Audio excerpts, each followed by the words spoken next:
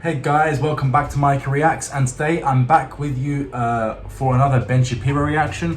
This is more, I think, one of the ones where he's on stage and he's talking to someone, but it's a specific question, and it's titled, Leftist Woman Asks Shapiro If He's Transphobic.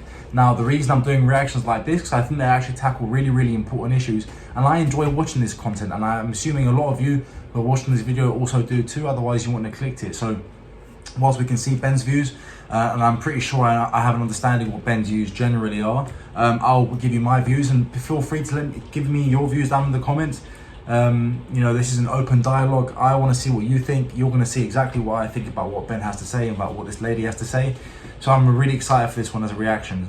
So don't forget, guys, if you enjoy this kind of content, like this video, subscribe to the channel because there's more to come. There's loads more in the catalog for you to watch as well, and hit the notification bell so you don't miss out on any new content, any new videos that I put out, and I do put them out as frequently as I possibly can. So let's get to this video, but also don't forget to check out my Patreon. If you enjoy listening to my political views, you enjoy listening to what I have to say and having a discussion between, we can have a private discussion between me and you, head over to my Patreon. The link is down below in the description. It's Mike Reacts on Patreon, and I do exclusive videos, exclusive content that I generally don't put out here on YouTube.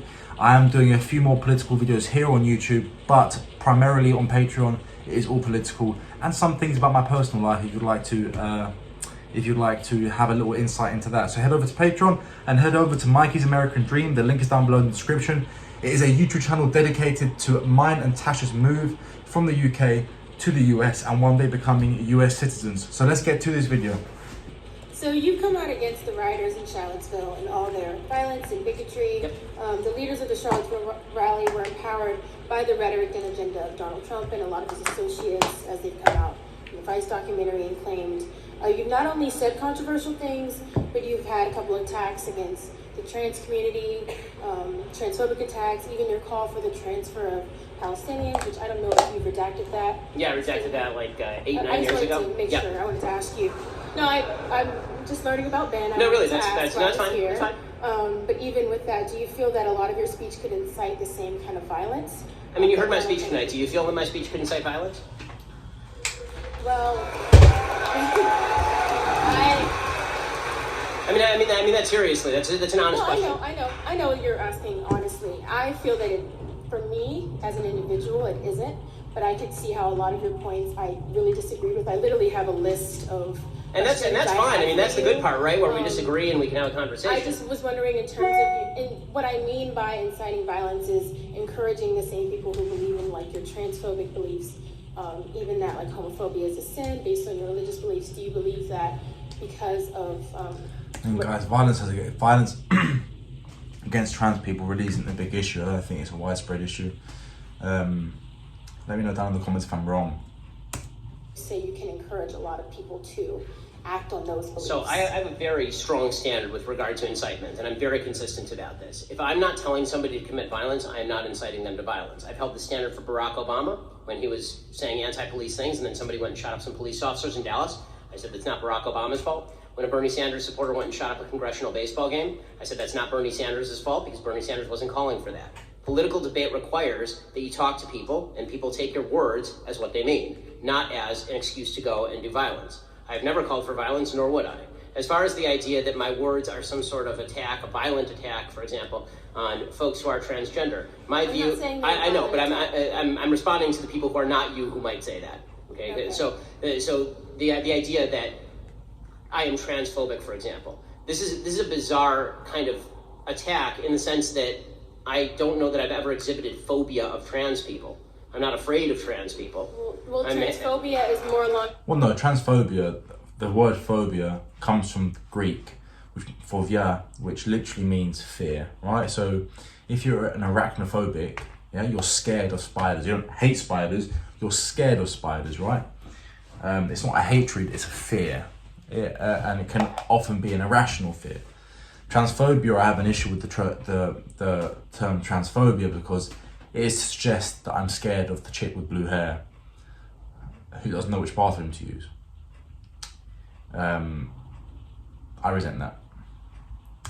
Lines of prejudice against the trans. So I actually think that your first characterization was right. I think that transphobia is really disagreement with the basic principle that the trans community is trying to purvey, which is that people's sex is malleable, that people can move from male to female, and that it is my job, objectively, to now call them the name they wish to be called, and to teach my children that men can be women and women can be men. I fundamentally disagree with that point. Now, with that said, is everybody in the United States entitled to the same rights? Of course, but your right does not extend to forcing me to call you what you want me to call you. Oh, certainly. I have the right to believe in my heart of hearts, believe in my own mind, that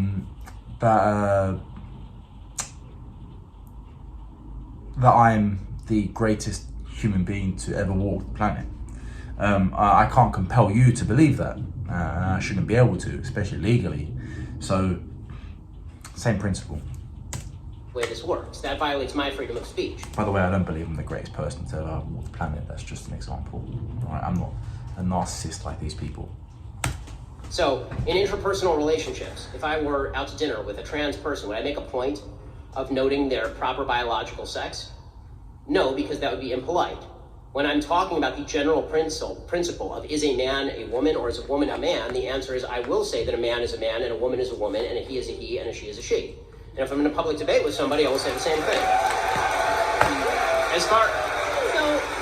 I do want to clarify that when I meant I wasn't trying to say disagreement, I was relating it to the same definition of homophobia, which is prejudice, or I tried to say discrimination. Right. So I think that again, homophobia. There are some people who actively want to do violence to people who are gay. Right. I mean, those people are not me or anybody that I agree with. Obviously, I've never at any point in my entire career ever advocated violence, God forbid, against anybody in a civilized society. That's not something that I believe in, and I think it's evil. As far as I think again.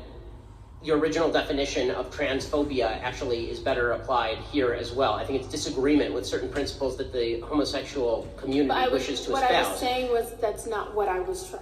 I know, and I'm saying that I agree with your original definition and not your definition. So the definition that you made. No, I'm not saying it's mine. It's one that I Googled that I found. Right. So, and I think that definition is wrong, and I think that the one that you Freudian slipped was right. Is what I'm saying based on the institution of, I don't want to say the institution of Google because that's an extremely general thing to say, but in terms of as soon as you search transphobia, homophobia, this is what comes up. Right, and I think you feel like even though you're disagreeing with transphobia, with the trans community, which I believe we all have our own disagreements, I'm asking, do you feel that the fact that with your disagreement, you're inherently through the institutions that have provided these definitions, discriminating against trans community. And I'm encouraging other people to follow. So here's what. Question, but I had to encapsulate a lot of. So here's what I'm saying. I disagree with either. I'm not actually seeing her as a massive leftist. I actually think her questions are actually genuine. I don't agree with her premise, certainly not. But the difference that I notice is that she seems coherent, able to string together a sentence without necessarily emotion, but rather pragmatism. And she's actually listening to Ben when he speaks, and he's treating her in kind. So actually, I think this is probably one of the most civilized conversations Ben's had. One of the civilized questions that has been taken. She may very well believe that Ben is transphobic, or she said she doesn't believe Ben incites violence, and I think that's proof in itself that she might have left-leaning political views, but she's not one of those insane lefties that's calling for all this rubbish that's happening now in the United States or across the world. She might be more politically inclined to the left, but she seems to me as someone who that may change over the coming years as she grows older. Their definition is wrong, or it's overly broad in its application. Okay. So if the idea is that if I say a man is a man and a woman is a woman is inherently transphobic, that's not discrimination, that's disagreement. If they say that's discrimination, they're overly applying their own. Well, I think when you say they're mentally ill, that gives off. I have said, and I will continue to maintain, that gender dysphoria or gender identity disorder, whichever DSM you choose to use, is a mental illness.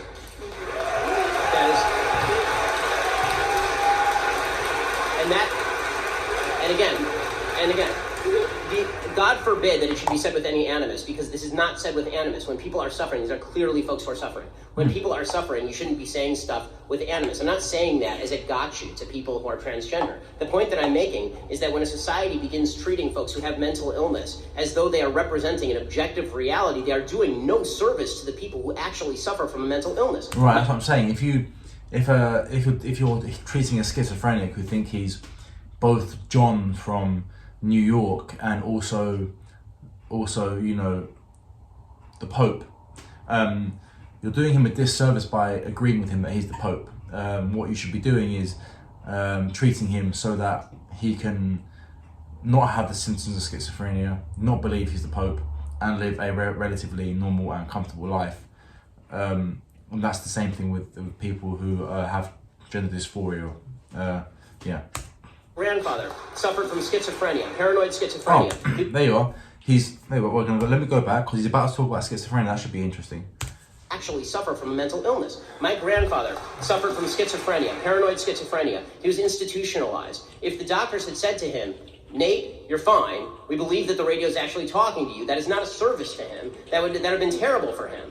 Right? They put him in an institution, they gave him lithium, and it helped. Now, I'm not saying there's even a great solution for folks who have gender identity disorder or gender dysphoria, because the solutions that I've seen, including transgender surgery, are not intensely effective from all the studies that I've seen. It's a tragic, tragic situation. But the solution is not to redefine as a society what sex means along anti-biological lines. As far as the homophobia point, it's my own religious belief about the sinful nature of particular people's behavior should have no impact on how you act in a free country or how you think. It's a free country. Do what the hell you want.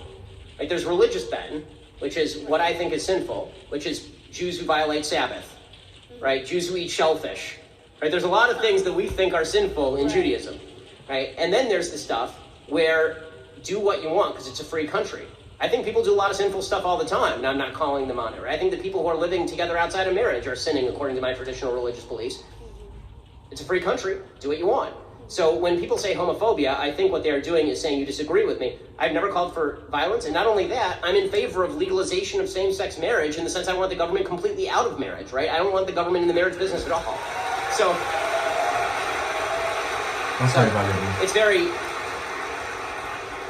so what bothers me is when folks assume that a disagreement means that they can ascribe animus, anger, hatred, wish for violence to me. Which is what a lot of the Charlottesville rioters were doing. Well, the Charlottesville rioters were garbage people. I mean, I did 2 full episodes on how garbage the Charlottesville rioters were. I mean, this has been really great, actually, to have this dialogue. But I think what... She seems normal.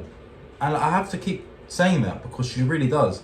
She doesn't seem crazy. She's not hysteric, you know. Number 1 target of the alt-right in 2016, according to the Anti-Defamation League. I looked you up. I know.